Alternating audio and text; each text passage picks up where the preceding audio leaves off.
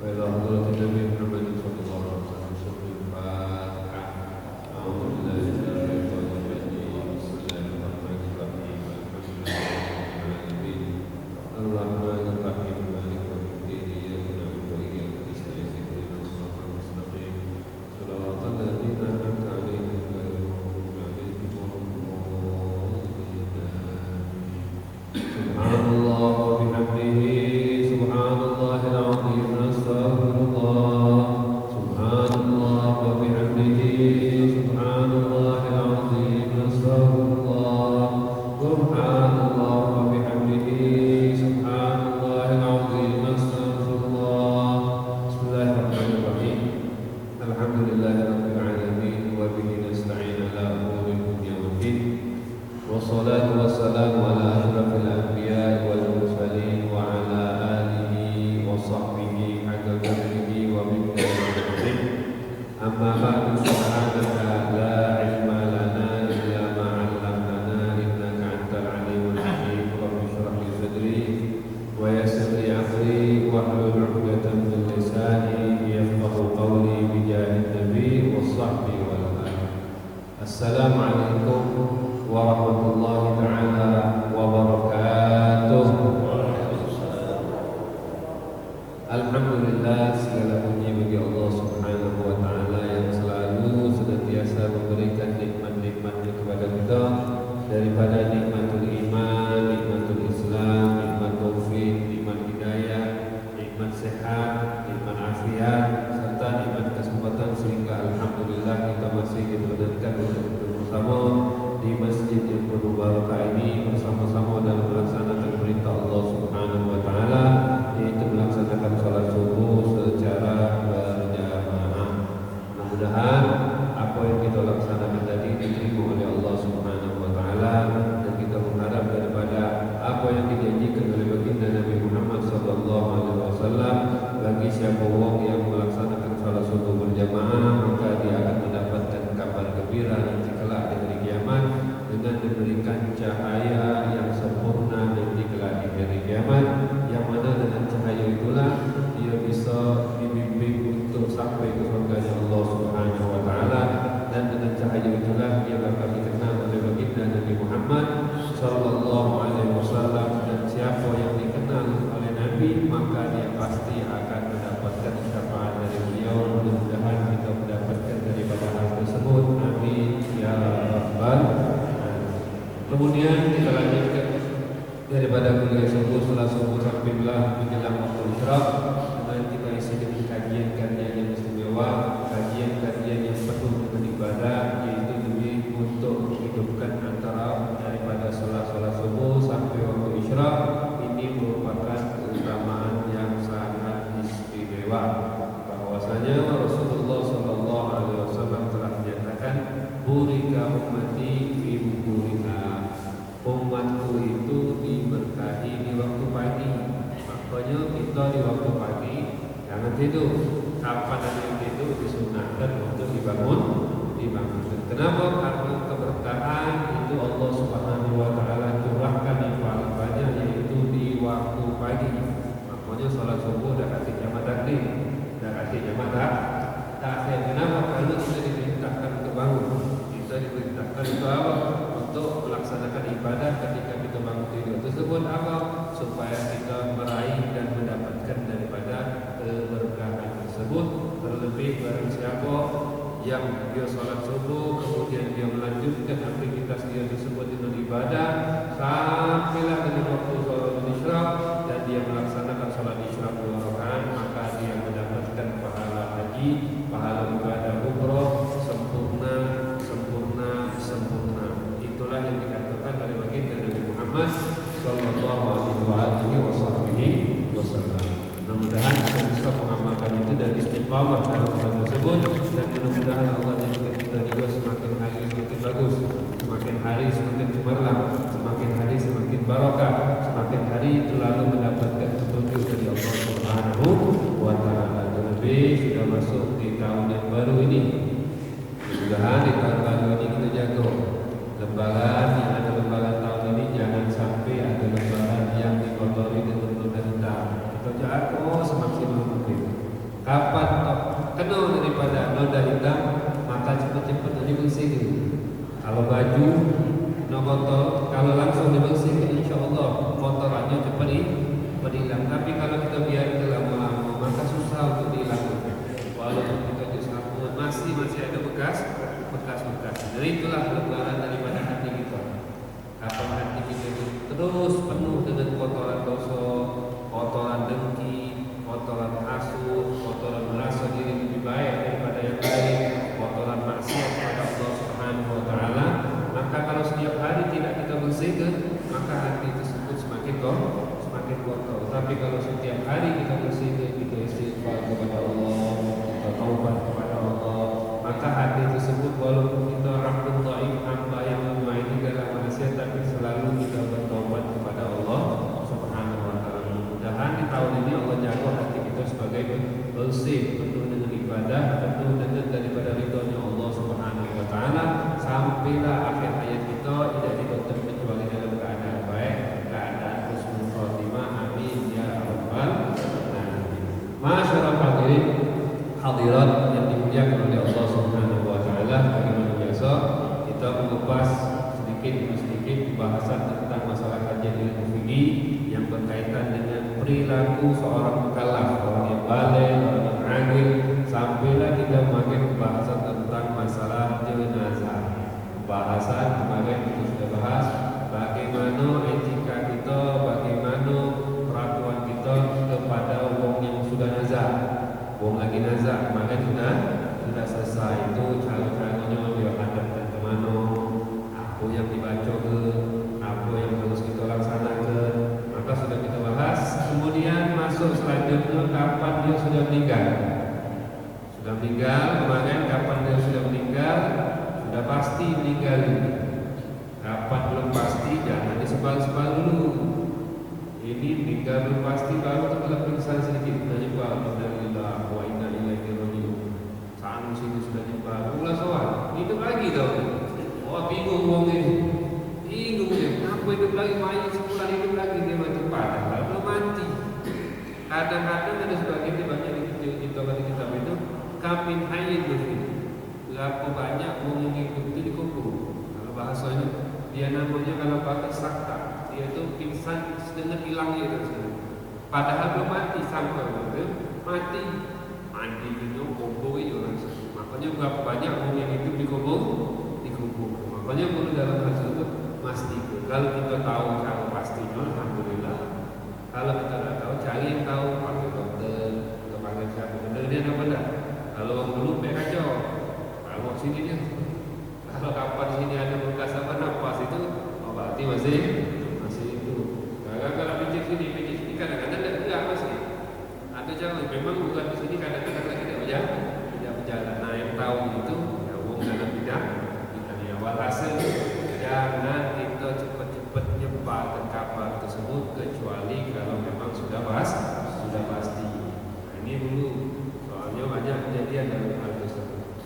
Nah kapan sudah pasti meninggal, baru pertama kali yang kita dianjurkan dalam ketika jenazah tersebut tutup matanya.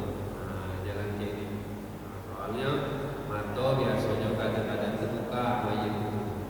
Kenapa dia terbuka? Karena dia sesuai lagi yang ruh tersebut. Ruh itu ditarik. Nah, belok mata tertutup. Ruh besar, sakit gitu. Kata Imam Ghazali dalam kitab Ihya Ulumuddin itu, ruh itu sudah mendarah daging sama kita, sudah lengket dia sama kita. Ketika ruh itu dicabut, ya, sama coba kita bayangkan kulit kita kalau dikupas daging, sama juga.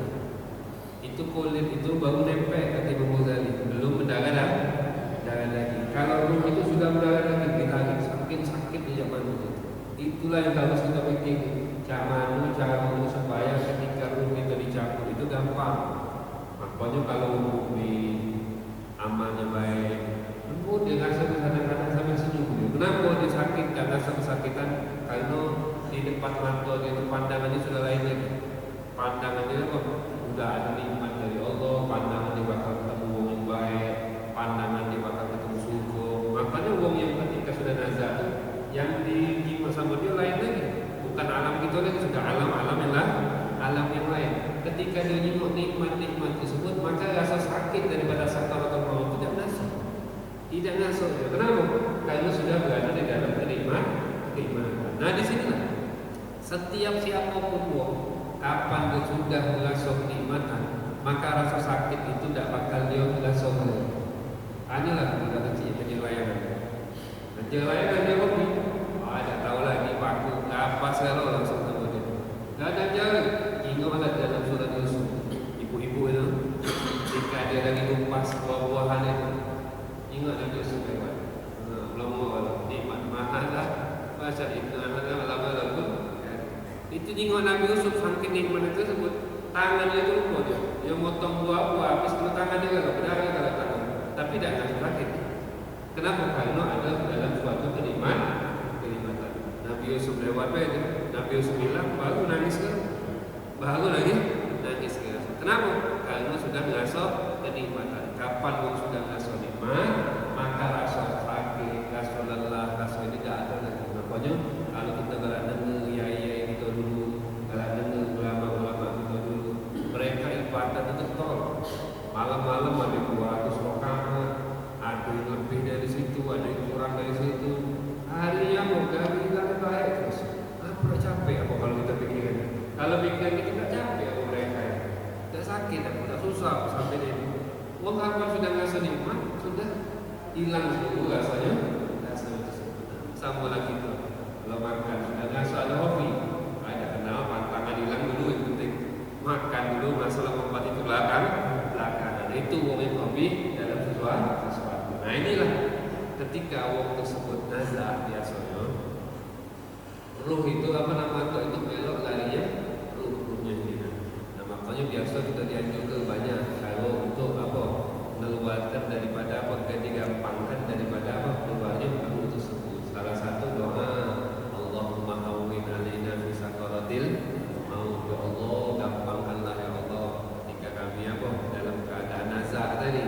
Dan kita pun juga sebenarnya sudah dapat doa dari Nabi kita, Masya Allah. Pas meninggal pun kita masih ingat sama itu. Ketika Nabi nak dia apa, yang disabut nyawanya, kata Rasulullah, Abu Malaikat Israel tersebut, ini ya punya nyawa umat. Katanya, tidak diingatkan, seringat ingat yang kau Rasulullah. Apa kata Nabi kita? Dialah susah sama gampang satu umat. Biarlah Allah memberikan alaiya wa khaffif ala ummati. Ya Allah biarlah beratkanlah sakaratul maut itu untuk anak, tapi gampangkanlah kepada umat. Ini Nabi kita nih, mikir ke kita, pas meninggal itu mikir ke itu makanya Nabi kita sayang kan. Apapun daripada kesusahan pasti dibikin kemudahan untuk kita. Jangan ke dunia, ketika Nabi meninggal dipikir sama kita. Bahkan nanti kalau ada hari kiamat Nabi itu masih nunggu gitu. Ketika di timbangan kiamat itu Nabi tegak nunggu umat ini. Ada butuh bantuan apa? Dipikir gitu. Kemudian ketika kita menyeberang sirat kan. Nabi-nabi lain lagi itu Nabi kita berdiri tetap tegak nunggu umatnya. Ketika ada umat yang melintasi jembatan itu yang di bawahnya bilang apa kata Rasulullah? Ya Rabbi salim. Ya Allah selamatkanlah hambamu. Selamatkanlah hamba. Dan ketika umat-umat pada apa namanya sudah terjatuhan di mana di dalam binaka itu seperti apa di abang ibarat ketemu Nabi itu pecah larang lagi kumpul. Larangnya binatang kecil deh. Lagi berkumpul di tempat lampu itu banyak ya. Nah itulah orang itu ketika dijatuhan kejatuhan itu semakin banyak di itulah dan dibaikkan sama Nabi dari umat itu yang dipikirkan Nabi kita. Sekarang tinggal kita apa yang kita pikirkan untuk Nabi kita. Kapan kita pengen dikenal Nabi, maka cari telai sejarah beliau, cari apa yang bisa membanggakan beliau, apa bisa supaya kita dikenal sama beliau. Minimal kita berbanyak sholawat. Yang wajib jelas kita sholawat sama Nabi. Biar apa? Biar Nabi kenal sama kita. Soalnya kapan kita sholawat?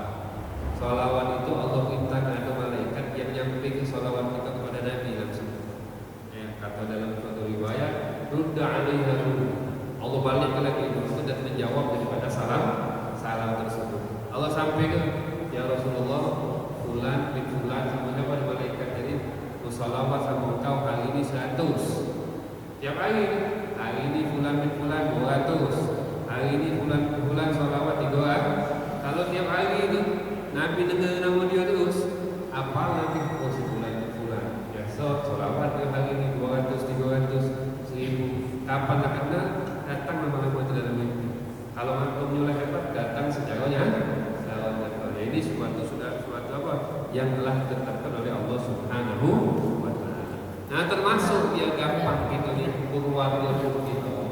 Kapan mengaza kemarin kita sudah belajar siwak. Nah, pakai siwak ini. Siwak apa berbeda penting dia sih? Siwak. Pakai siwak kita sholat, pakai siwak ini termasuk salah satu faedahnya biar memudahkan kita keluarnya pada jasad kita. Nabi ketika nazar tersebut tak siwak itu, tak siwak, disiwak. Padahal cek temen ini, agama sunnah Nabi pahala usaha ini, siwak ini. Kita sholat, satu sholat ini tanpa siwak itu lebih afdol daripada sholat pakai siwak. Lebih apa? Sholat pakai siwak lebih afdol daripada sholat tanpa siwak 70 kali lebih afdol.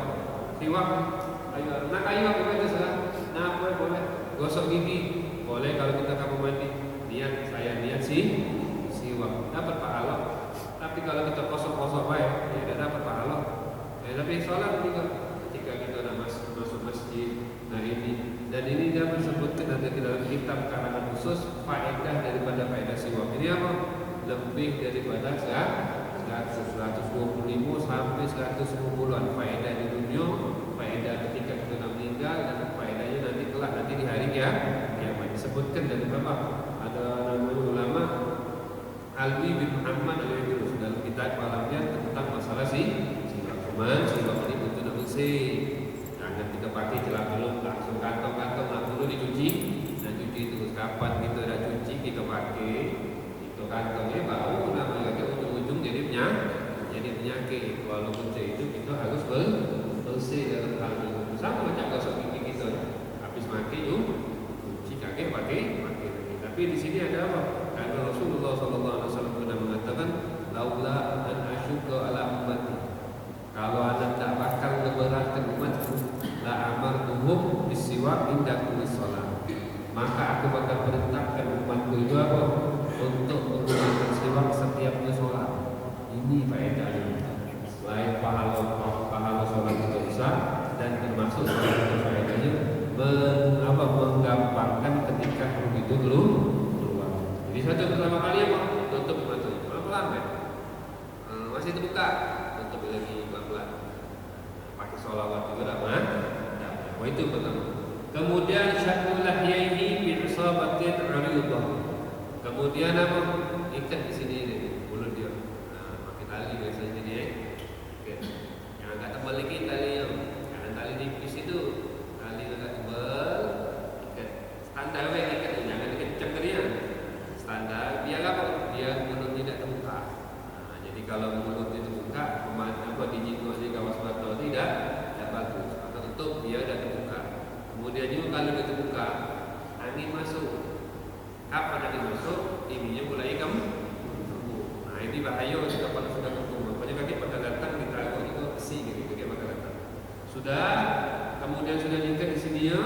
Habis itu tali mafasid dianjurkan kita untuk melembutkan anggota sandi seluruh juga. Tangan dibantu pegang, tangan-tangan juga ke sendi-sendi. Lu sandi sini juga tangannya bagian sini pelan-pelan angkat turun ke sebelah sini juga kepalanya goyang sedikit kakinya seluruh sandi-sandi. Kenapa ini gunanya? Kapan itu tidak digoyang ke soalnya darah balik keras tu. Kapan keras sarung nak mandi gitu. Nak mandi tu tangan yang diangkat kalau dipaksa ke goyang ya. Makanya ketika dia baru meninggal itu goyang kalau tangannya. Jadi kenapa? Ketika misalkan dia dimandi gampang bisa lentur dia masih lentur. Nah kalau misalkan sudah kepala dan keras pelan-pelan, tidak ada ketahuan nih, pelan-pelan. Boleh menggunakan kalau butuh minyak, boleh digunakan pelan-pelan. Nah, kadang-kadang bung kita ni hijaunya teh pahit gitu kan. Bung kita ni kadang hijau ke teh di hijau. Ini sebenarnya kalau dia baru ini tidak perlu sebenarnya itu. Tidak perlu. Kenapa? Kalau itu sudah lembut. Nah, kalau misalnya dia keras, biasanya bung kita ni kalau hijau teh. Teh itu dibejek ke hijau ini kalau tangannya. Dia lentur. Kalau teh itu adem. Teh itu dingin. Nah, hijau juga. Boleh pakai, tapi perlu diperhatikan kapan dia sudah pakai itu. Kadang-kadang yang mandinya ini baju itu berubah. Ketika dia mandi, baju itu bukan baju bersih, sudah berubah dengan warna teh tadi. Jadi ketika warna teh tadi baju berubah, butuh diulangi itu. Soalnya bajunya tidak bersuci. Makanya butuh karena baju ketika kena baju teh ini berubah baju tadi. Maka butuh untuk apa diulangi lagi baju itu baju baru. Atau dilap dulu bekas teh tadi, sekiranya kalau disiram baju itu tidak berubah. Nah, ini penting dalam hal tersebut. Setiap buang harus mengetahui di mana. Jangan nak nunggu mandi dia baik. Ada tukang mandi kira katik, mandi dia meninggal juga. Siapa lagi yang mandi kamu ini? Nah, harus apa? Di balik dulu dari pihak mandi sungguh siapa bagi pengurus untuk bisa untuk pelajari tentang masalah mandi ini. Jadi yang betinanya ada, yang bukannya walaupun mau mandi ke mayat ini susah, amanah terus, amanah tu jago mata, jago mulut, apapun yang terjadi dia harus diam. Kapan boleh dia cerita ini kadang-kadang ada sugan, ingin mandi ngomong nakal, mandi gini, tangkep dia sugan berapa kali maksiat, lengket langsung tangannya, tidak bisa pegang lagi sudah sugan dulu sama si main lengket tangannya, tidak bisa lepas. Dicampur dulu baru lepas ya. Datang sana sini yang ulama gini, datang ke sini, dah kata hukuman katanya. Coba campur dulu katanya 80 kali. Lepas aja. Dicampur situ lah, pas 80 kali lepas. Kenapa? Sudah suzon sama si main. Uang kita ni, umum ni. Kapan dia sudah meninggal, walaupun dia maksiat, itu urusan dia sama Allah. Kalau Allah pengen ampunnya, ampuni. Kalau Allah ada pengen azab ya Allah, itu bukan urusan kita. Yang penting kita ini zaman kita itu sudah siap belum. Nah itulah kalau urusan lain itu baik Allah. Kalau misalkan di mata kita dia bisa dia maksiat, kita berupaya penuh untuk bisa untuk mengajak dia balik ke dia dalam kebaikan dari bab amar ma'ruf nahi munkar. Tapi kalau kita nampak harus ini atau di sini maksiat terus cuma komentar wae, kata ngajak. Nah ini bahaya. Itu bukan nambahkan kita dekat sama Allah, bahkan menjauhkan kita kepada Allah. Nah ini itu urusan dia baiklah. Walaupun kita harus di situ dalam untuk mengajak kalau amal baik dan nahi munkar. Nah ini tiga pasalnya lembut. Sudah akhirnya nazku siyami mautihi, lepas ke bajunya. Jadi bagi yang dipakai meninggal itu dilepas kena ini, lepas ke baju ini, jangan sampai terbuka aurat. Kadang-kadang di suatu tempat itu tidak kata-kata lagi aurat sebaya, buka kan buka aja gitu. Wong yang lain itu kalau seluruhnya, padahal tidak boleh haram itu tujuan. Yang masuk ikut siapa itu, buka pelan-pelan. Kalau buka pelan-pelan langsung ditutupi. Dengan apa? Dengan kain yang tipis. Tapi tipis jangan terawang. Kalau untuk terawang harus bola lapis. Biasanya tempat kita ni makin batik ke. Tapi ingat, kapan kita makin batik, cari batik yang ada jangan ada gambar-gambar tu. Kata-kata ada gambar burungnya, gambar gajahnya, batiknya. Cari yang bunga-bunga. Batik yang bunga. Kenapa kalau ada gambar-gambar binatang itu yang ditakutkan itu malaikat tidak masuk. Kapan malaikat rahmat tidak masuk? Siang di rumah itu. Kenapa? Kalau rumah yang mana di situ ada patungnya, rumah yang di situ ada tasawuf itu, malaikat tidak bakal masuk. Bukan malaikat di luar lah masuk bukan. Jadi apa? Malaikat tidak masuk dia tidak mati itu. Mana malaikat dari itu? Yang tidak masuk itu malaikat rahmat. Jadi rahmat di rumah itu berkurang. Tidak masuk. Ini dia nak meninggal katanya. rumah ada patung ini, ada patung gajah, ada patung ini. Ya itu tidak masuk kata dia. Itu tidak terkenal tu lah dalam malaikat itu. Nah ini penting dalam hal tersebut. Kau cari baju atau cari bahan tadi, ya bahan yang di situ tidak ada gambar-gambar binatangnya. Kemarin sudah kita bahas taruh di kasur ini tadi tu. Kalau dulu di situ dia buka baju. Kalau misalkan susah baju dibuka, dipotong tak apa, tapi nyinggung dulu ahli warisnya. Ada budak kecil dah. Kalau ahli waris tu ada budak kecil, yatim atau lagi, itu punya dia. Kita tak bisa untuk nak potong-potong beda apa? Tak boleh. Soalnya itu ahli waris. Berarti kita potong atau budak kecil tadi. Kita potong anak kecil berarti merusak itu anak yatim. Dosa kita dalam hal tersebut. Makanya nak nyinggung-nyinggung dulu dalam potong. Kalau misalkan sudah besar, kalau sudah balik, tinggal izin ini macam mana? Jadi buka bel, buka apa? Potong susah ni, makin tinggi ni. Dia tak bel, susah, setnya kata dia. Kalau ditarik kaki kulitnya ini, kalau setuju lebih high, itu punya mereka, itu ahli waris mereka sudah tetap. Pokoknya jangan langsung main potong itu tidak boleh, kecuali dapat izin. Pokoknya Islam ini sampai situ perhatian, tak galak ngadu atau orang lain dalam hal tersebut. Kemudian ditutupi tapi dengan bahan-bahan tadi apa yang sedang tadi yang ada tutupi dari ujung badan ke sampai bawah kaki ditutup kalau sudah. Kemudian dilanjutkan ke kiblat. Kiblat biasa kita kaki juga ke kiblat, kepalanya ke situ. Nah situ sudah. Kemudian yudhu ala batnihi syai'un thaqil. Taruh di pucuk dia ini apa? Agak sesuatu yang besar, agak berat dikit. Kurang lebih sampai daripada apa? 1,5 sampai paling berat itu apa? 1/4. Jangan batu bata kalau sini. Batu bata besar kalau misalkan itu hidup itu terganggu, berarti mayat juga terganggu. Taruh di sini. Kalau bisa dari besi. Kalau bisa dari besi. Kenapa? Karena besi itu ada zat yang bisa menghilangkan angin yang ada di tubuh kita ni. Jadi mencegah dia supaya juga tidak bubuk, agak tekan dikit. Kalau bubuk dulu, makin gunting yang dulu tu. Gunting pinggir dia, yang besar dia. Itu taruh di sini.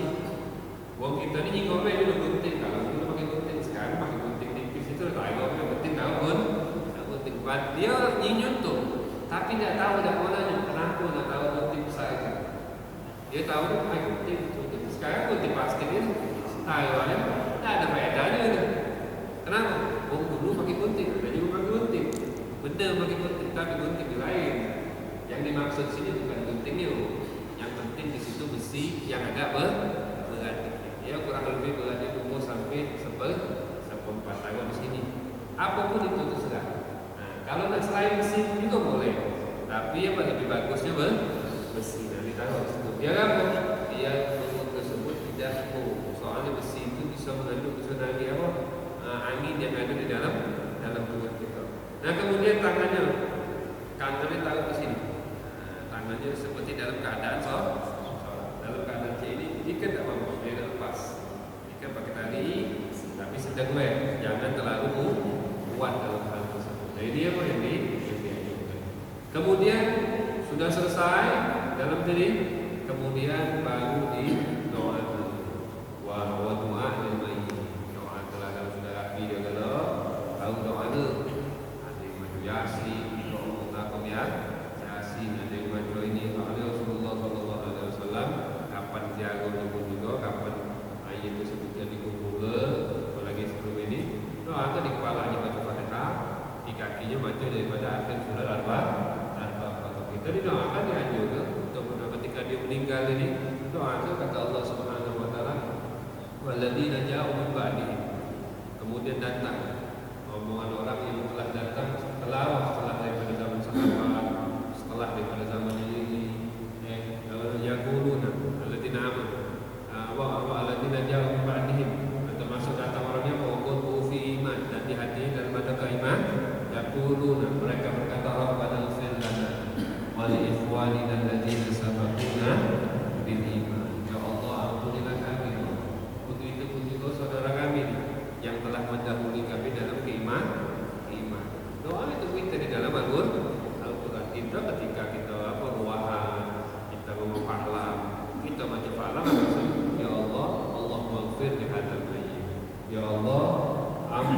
dosa mayit ini ya Allah. Atau kita doa Allah ausil lahumma wa badalika minna ilaihi, ya Allah sampaikanlah ya Allah pahala yang kami baca ini sama si fulan. Kita minta sama Allah kita. Kira-kira mampu dah Allah nyampe ke dia? Allah mampu. Sebenarnya kita berdoa. Kita berdoa agar supaya pahala kita itu, pahala yang kita baca itu disampaikan oleh Allah kepada si mayit. Kalau Allah masih mampu, berarti doanya kita itu kalau Allah ijabah bakal sampai. Makanya jangan sampai kita dikecam Allah. Oh dah kata Nabi baca tahlil, dah kata Nabi apa tahlil ruahan, kata Nabi Pak ini dah kata Nabi macam dah kata apa kita yang kurang memahami dalam agama. Kapan ada tak Nabi larang kata dia? Macam itu Waduh Nabi larang kata dia dari mana? Dulu binatin tolak setiap yang tidak dilaksanakan Nabi itu berarti halangan, kacau kalau dia kata. Jadi sunnah itu apa sih? Balik ke sunnah lagi. Sunnah itu sesuatu yang dianjurkan sama Nabi, yang dilakukan Nabi, ataupun yang diikut Nabi, perbuatan, atau misalkan itu perkataan, atau yang tidak dilakukan Nabi, tapi Nabi diam dalam hal tersebut. Nah, ada misalkan sahabat yang lain melakukan ini, Nabi diam, berarti itu menunjukkan boleh. Makanya dalam hal tersebut, tadi kadang-kadang butuh tinggi dikit lah. Kalau jangan sampai kita dah ibu kau bahasa ya kan, ibu kalau dalam bagian kalau nyampe dia lebih gampang tuh kita ini dalam syariat ini pecah rambu-rambu. Syariat ini ada rambu-rambu. Kalau istilah itu pecah lampu merah. Lampu merah itu dalil bahwasanya kita diperintahkan berhenti. Lampu hijau dalil supaya kita itu untuk berjalan. Nah syariat itu itulah baik-baik. Kalau misalnya ada dalil yang menunjukkan haram, maka tidak boleh kita laksanakan. Kapan ada dalil menunjukkan ini bahwasanya boleh, maka laksanakan. Wajib laksanakan hal tersebut. Ini merupakan apa? Ada tandanya kan? Ada bahasan. Nah, ketika misalkan lampu itu dah aktif berjalan, lampu merah dah ada, lampu apa hijau dah ada. Nah dilarang, tak boleh jalan, harus stop. Mana ada lampunya? Berarti nak jalan boleh, nak stop pun juga boleh. Oh berantakan itu. Siapa yang bisa mengatur seluruhnya ini? Yang paham dari masalah lampu lalu lintas tadi, yaitu dalam pihak ini contohnya Pak Polisi yang arahnya ke sana, ke sini. Kalau syariat kita yang paham dengan ilmu syariat. Kalau dalil ini tidak jelas, tidak bisa, maka itulah istimbat ulama. Kenapa baca saya ini? Kenapa baca saya ini? Kenapa baca saya ini? Dalil di sini zaman. Itulah mereka yang terlalu apa? Yang mendalili masalah urusan agama. Pokoknya ketika mereka mengarahkan kita, oh ini boleh, itu istimbat dari dalil ini diambil daripada argumen yang ini. Maka itulah mereka seperti seakan-akan yang mengarahkan kita ketika kita tidak bisa dalam memahami hukum tersebut. Nah itu jangan mentang-mentang mendekati misalkan, oh mana ente nak melaksanakan stop, tak boleh stop. Tak ada dalil lampu tidak merah, lampunya dah merah, harus jalan, tidak bisa. Tidak ada dalil itu, bukan dalil untuk itu haram. Misalkan ini tidak boleh, tidak ada dalilnya, berarti haram, belum tentu. Tidak ada dalil, bukan dalil sesuatu yang haram. Sudah jalan dulu dan asal dalam sesuatu itu mubah. Segala sesuatu itu aslinya mubah. Sampai datang dalil bahwasanya ini hukumnya haram. Nah ini dalam segi hukum syariat kita. Nah penting kita dalam hal tersebut. Minimal kita tahu sedikit-sedikit jadi larang. Jangan sampai kita diberikan bisa paham dulu. Nah dikit demi sedikit. Penting kita tahu yang wajib dulu. Baru bisa tahu yang ke depan yang baru kita pahami. Nah ini doa ilmu. Nah doa ilmu ini dia juga kita, makanya kita biasanya takziah. Ketika ada tetangga kita meninggal, mulai bagi tugas ada di batu nyiapkan batang tempat mandi, nyiapkan ini, bahkan ada yang nyiapkan apa? Tempat masalah makanan dia, lindungnya sudah disajikan. Jadi bukan ini saling mendukung. Sikap kena musibah datang bantuan dari sebelahnya. Kapan musim musibah dia itu berada dalam hal tersebut. Yang itu untuk menguatkan hubungan sesama yang kamu. Jadi orang yang meninggal itu musibah tersebut dia tak jadi pikiran lagi. Nah, sekarang ini kadang-kadang sudah meninggal kena beban lagi begitu. Bakal bayar ini lagi, bayar sana lagi, bayar sini lagi, kena sini lagi. Nah ini kadang-kadang dia sudah kena beban, akhir bebannya dulu. Nah ini yang dilarang oleh syariat. Wah, harus maksa, harus keluarga tahlilan, harus keluarga ini. Udah, nah itu kadang-kadang yang berat. Itu yang dianjurkan di siapa yang tidak dianjurkan di dalam syariat. Tapi kelaparan yang di lapangannya mereka keluarga itu atau banyak dari bantuan dari belah pihak dari yang lain, atau memang dari anaknya pengen senang untuk apa? Mensedekahkan dan pahalanya apa? Untuk pahalanya untuk daripada si bayi tersebut. Tidak merasa berat, bahkan justru dia senang dalam hal tersebut. Kenapa? Doanya didoakan. Tidak cukup anak kan? Mungkin anak tak bisa kalau baca Yasin, tak bisa. Nak baca Yasin, baca Iqah jadilah katanya kan. Tak bisa baca Yasin. Makanya penting kan? Baca Yasin tak bisa. Macam mana doa aku? Ini doa tu dengan istighfar. Yang penting dalam hal tersebut. Kemudian sudah didoakan datang baru kapal selalu sedih pula hingga berdoa dan minta maaf selalu sini. Dan cepatlah bergegas untuk melunasi daripada utang. Kalau ada utang sudah cari siapa utang siapa. Nah, ini penting ini. Kadang-kadang kita ni ada utang sambung, keluarga kita dah tahu dan kita tidak menulis dalam wasiat. Makanya betul tulis ada utang sama sebelah belum bayar dan sekian. Jangan uang bayar yang utang kamu dah catat dia utang sama orang lain dari jaga. Yang penting ini masalah utang. Apalagi zaman sekarang ini, uang terlalu meremehkan masalah utang. Makanya kadang-kadang gara-gara utang ribut. Awal pada halamu ini, gara-gara utang juga sekali takut. Pulang lagi dia tidak jadi kan untuk solat di masjid. Pulang dulu utang. Ingat solat di sekolah sedang. Tidak jadi solat di masjid. Lagi kawan jadi musuh. Kenapa?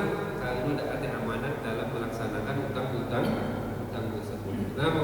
Diwado atau ada kelenggangan tapi masih tidak bayar sama dia dalam hal tersebut. Nah ini dikabarlah kemudian bertugas untuk menyiapkan untuk dilaksanakan apa kematian yang selanjutnya yaitu apa? Untuk dimandi.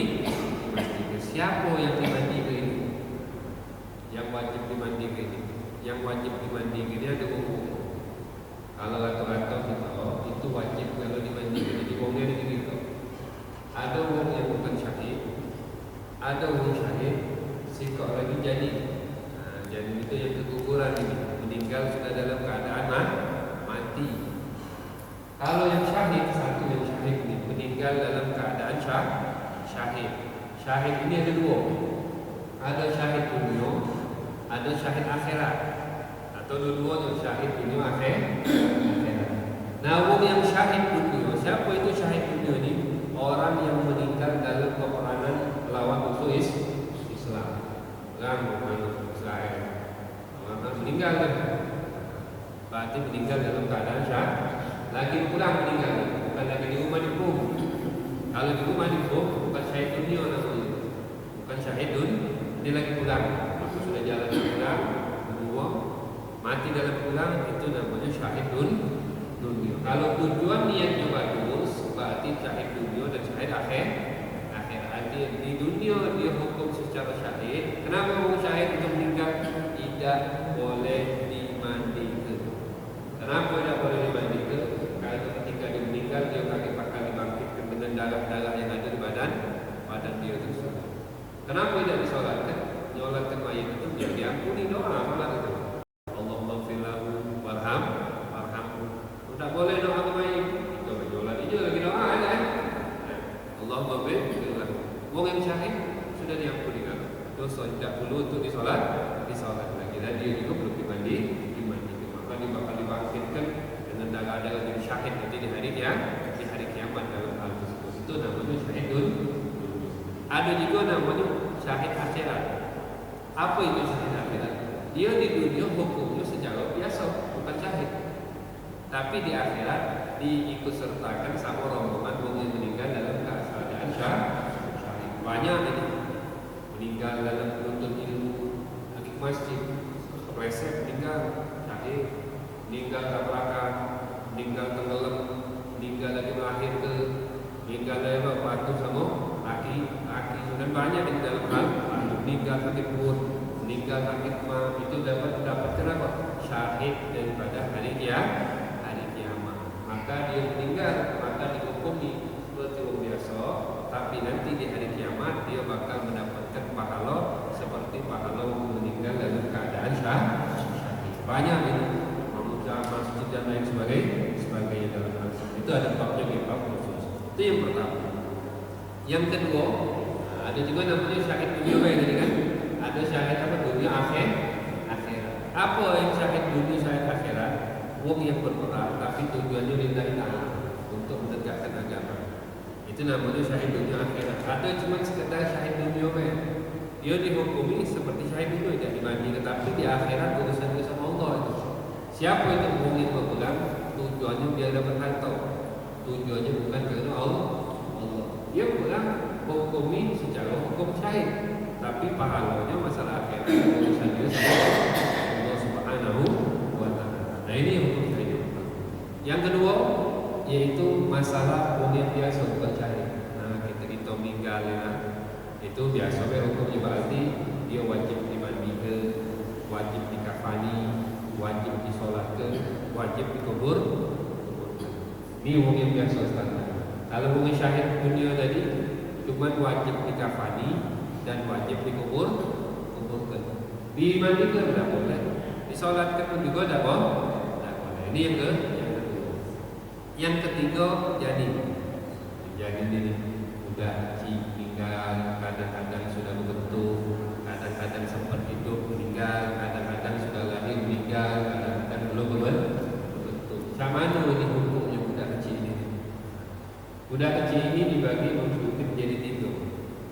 Kalau dia lahir, kemudian sempat hidup sebentar, nangis ni akhirnya meninggal, atau ada tanda-tanda hidup langsung meninggal, maka itu hukumnya bicara rusak. Arti bicara rusak, dia wajib dimandikan, dia wajib dikafani, dia wajib disolati, dan dia wajib dikubur. Itu yang pertama. Kalau dia lahir sudah meninggal, dah mati Tuhan kuburnya. Macam mana ini hukumnya? Kadang-kadang dia sudah berbentuk, bentuk tangannya, bentuk kepalanya, atau bentuk seluruh badan. Sudah ada bentuk, ada tanda badannya sudah ada. Kadang-kadang belum berbentuk sama sekali, masih segumpal darah, daging masih bulat Nah biasanya ini di bawah daripada 6 bulan atau 4 bulan. 4 bulan itu kapan keluar. Nah kalau dia belum berbentuk sama sekali, maka tidak wajib apa? Tidak wajib dimandikan, tidak wajib dikubur ke, tidak wajib dikafani, tidak wajib disolati. Tidak boleh. Tidak boleh disolati, tidak boleh apa? Artinya apa? Tidak wajib dikafani, tidak wajib Kalau dia nak kafani terserah dia. Kemudian yang kedua, tidak wajib untuk dimandi. Kalau dia nak mandi ke hukumnya sunnah. Kemudian tidak wajib untuk disolati. Kalau disolati tidak boleh. Dan tidak wajib untuk dikubur, tapi sunnah untuk dikubur. Ini kalau misalkan belum berbentuk. Akhir tidak kuburan ibu-ibu ini. Kebanyakan lepaslah masih bulat, belum ada bentuk sama sekali, belum cuci, bungkus siap, kubur. Nah itu sunnah, itu hukumnya sunnah. Nah kalau dia sudah berbentuk ini, baik itu kepalanya atau tangannya maka di sini apa? Dia wajib dimandikan, dia wajib dikafani, dia wajib dikubur. Disolat tidak boleh.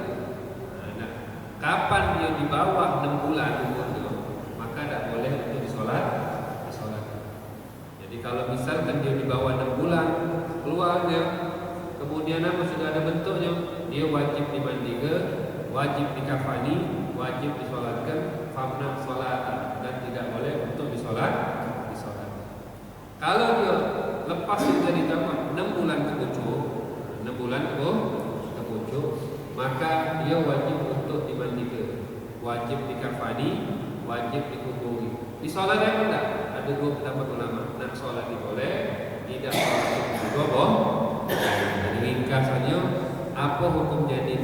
Hukum janin itu kalau dia lahir sempat hidup, maka sama macam orang besar.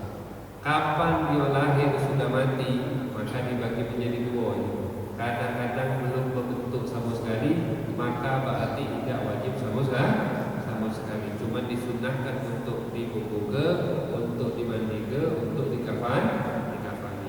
Kalau misalkan dia keluar sudah berbentuk, maka kalau misalkan sebelum 6 bulan, maka dia wajib untuk dimandi ke, dikafani, dikuburi, tapi tidak boleh untuk disolat. Kapan dia keluar tersebut 6 bulan ke ujung, maka dia wajib untuk dimandi ke, dikafani, dikubur ke, wajib disolatkan apa enggak? Ada 2 pendapat, boleh disolatkan, boleh juga tidak disolatkan. Nah itu ringkasan masalahnya. Jadi adapun cara mandi ini kaget kita bakal di pelajaran selanjutnya. Sebelum kita tutup, yang menanya jatuh insyaallah. Ada pertanyaan? Adik? Oke. Haji. Saya tertarik di awal yang begitu banyak orang menemukan orang yang belum mati. Artinya lingkungan itu sudah mengerjakan kewajiban kepada mayat kepada sebulan. Ternyata orang ini belum mati. Nah setelah dikubur dia mati. Artinya kita memandikan orang yang belum mati, menyelamatkan orang mati sebelum mati lagi. Nah ketika dia meninggal ini kita apakah dikaitkan dengan sebelum dia mati ini kewajiban kita atau gimana? Yang kedua, ini ada di tengah-tengah masyarakat kita membawa jenazah itu kadang-kadang ribut. Gara-gara kepala dulu kaki dulu diribu-ribuin atau penjelasan Waalaikumsalam. Pertanyaan pertama, bagaimana menanggapi ketika ada cerita bahwasanya banyak mayit itu dikuburkan padahal dia belum menjadi mayit. Kan ketika ada mayit meninggal, ya karena kita teledor dan terlalu pasti kita sebut dia namanya sakta, namanya mati suri lah, kalau bahasa kita mati suri, dimandi ke, ini ke, ya, kita tidak tahu di dalam kubur. Ini ada pendapat ulama bahwasanya mereka itu ada sebagian bangun pasti, bukan dikubur juga bangun, sebelum nak dikubur itu bangun lagi ya. Nah tahunya dari situ. Nah kalau dia sudah bangun lagi jelas semua. Yang dipertanyakan ini ketika dia dikubur, kan itu kan tugasnya yang itu. Bagaimana kita mengetahui dia hidup lagi, dia mati lagi? Apakah ketika kita dapat itu kita kubur dulu? Dia kan mati dia kubur tadi kan? Masa bakal dikeluarkan lagi, tidak dimandikan lagi pun tidak. Ya kan dari segi ini.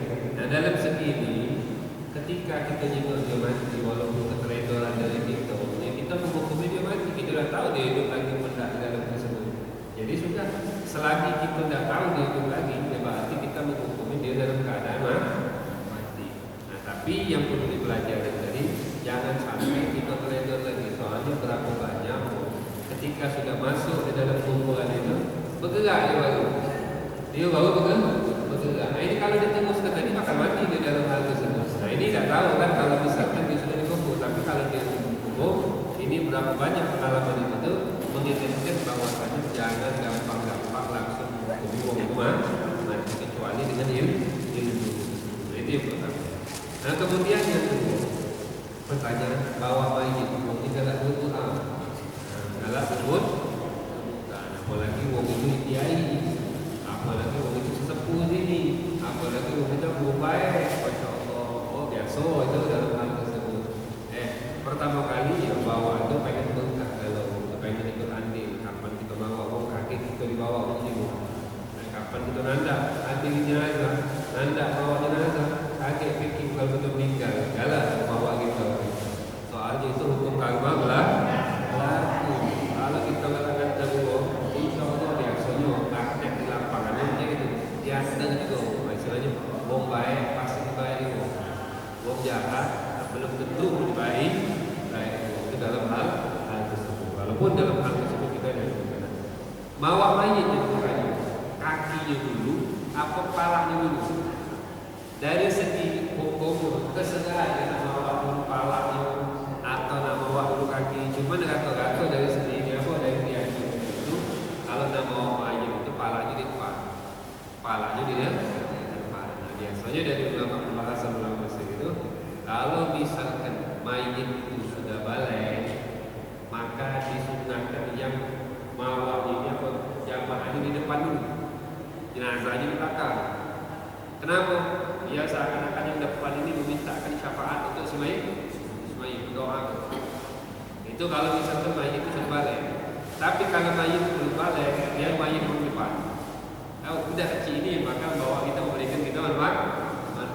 Nah ini yang dianjur cara bawa cara. Tapi dari situ nak depan belakang kamu kalau itu yang dianjur. Jadi kalau tidak bawa itu dianjurkan kepala itu di depan. Itu tidak bisa dimain. Jangan terbalik. Pakai kalau nak ketika sholat jadi depan. Ada lagi terakhir? Baik. Ya. Apa? Oke. Kalau yang puasa pakai siwak tetap disunahkan selagi sebelum zuhur. Kalau setelah zuhur sudah tinggal mulai berapa? Itu tinggal tidak disunahkan ya ketika masuk waktu zuhur. Makruh hukumnya. Kenapa? Karena orang puasa itu dia setelah zuhur bakal keluar ada bau puasa juga deh. Itulah bahasa khuluf namanya. Yang khuluf ini itu bekas ibadah kita yang diperintahkan sama Nabi jangan dihilangkan. Kalau kita pakai siwak hilang itu, makanya pakai siwak setelah zuhur bagi orang puasa hukumnya makruh. Sebelum zuhur pakai tetap sunat. Ya baik ya. Ini belum tahu melakukan. Jadi kalau main jenazah kan main orang berkembang. Jadi aku yang tradisi banyak lempar dengan ambil masuk. Jadi belum layak. Setelah main turun di tanah, jadi dikeliling mayat ini, nyuruh kaki jagat, nyuruh dari bawah. Itu aku dibawa katil, biar tidak ini dia, kan mereka tidak pulang balik kaki begitu dulu bawa katil. Oke. Pertanyaan malam satu, kalau mayit itu dikeluarkan dari rumah, ada tradisi melempar duit dan lempar kunyit, beras kunyit dan uang kuda. Ini pertama kali juga maksud tujuan dia itu apa? Kalau tujuan itu pengen sedekah, ya mayit ini belum dibawa dan dari sedekah tersebut, maka tujuannya bagus, cuma caranya baik. Jangan diambil ke, jangan duit dari jangan diambil, jangan dia sudah punya bagi. Bagi sedekah punya mayit itu pahala rosak sampai. Nah beras kunyit tadi kalau bisa masak, baik nasi kempangan bagi ke. Kalau bagi ke ini kan beras dibuangkan nyampah kalau kan mubazir itu hukumnya haram. Nah ini kalau di kempangan itu tidak apa? Ya caranya masaknya siapa yang makan itu? Nah itu namanya sedekah aja. Kalau kita langsung tidak boleh haram, kacau jangan arah itu diarah. Kalau dia nak bagi, tadi kan cuma caranya bagi itu. Yang nyuruh dia nak kesian mayat. Iya banyak yang masuk ke bawah itu kan.